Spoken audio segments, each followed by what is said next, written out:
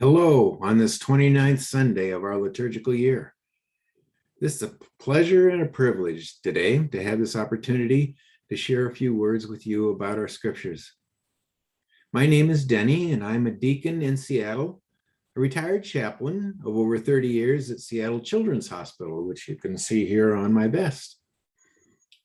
Today, our scriptures speak to us about self-sacrificing service, the kind that Jesus himself modeled for us. Our very first reading is a short section from one of the so-called suffering servant passages of Isaiah.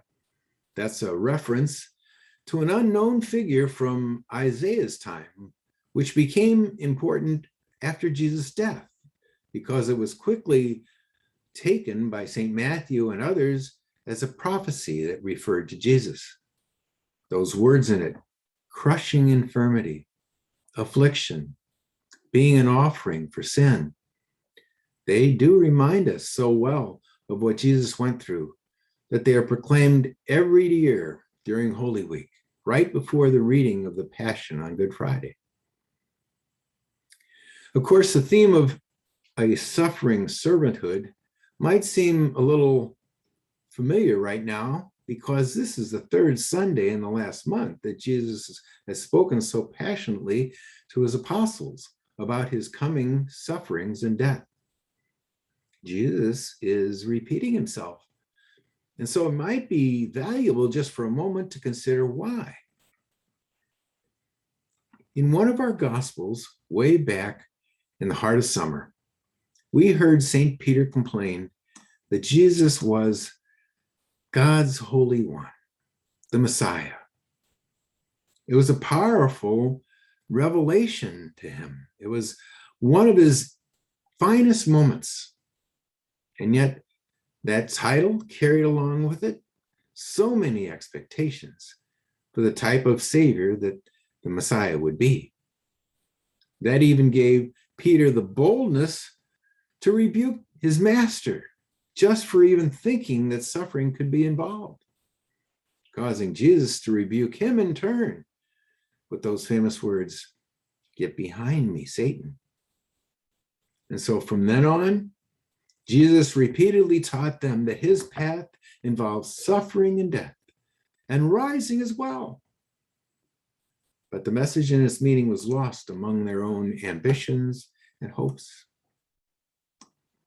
Our gospel today begins with James and John openly asking Jesus directly for positions of authority next to him when he comes into his glory, which naturally causes a huge division with the rest of the apostles. And so Jesus has to call them all together. It cannot be that way among you. If you wish to be great, you have to learn to serve each other. I didn't come so that you could serve me, did I? I came to give my life, to ransom the people from sin and death. We today are among these people that Jesus ransoms from sin and death. We belong to his community of friends. We are companions together along this journey. Jesus spoke not just to the apostles then, but across the centuries to us today. We have our misconceptions about who Jesus is. And surely we have our own desires about glory or success. But in my years of visiting children and their families at the hospital, beyond their anxieties and fears, I witnessed their persistent desire for God, especially for God's healing mercy upon their children. I do believe that it is especially the poor and vulnerable whose voices are heard by God, who places us in the care of one another. This is why it came to be said, those Christians, see how they love one another. We belong to one another. So how do others belong to us? And how do we belong to others? God bless you.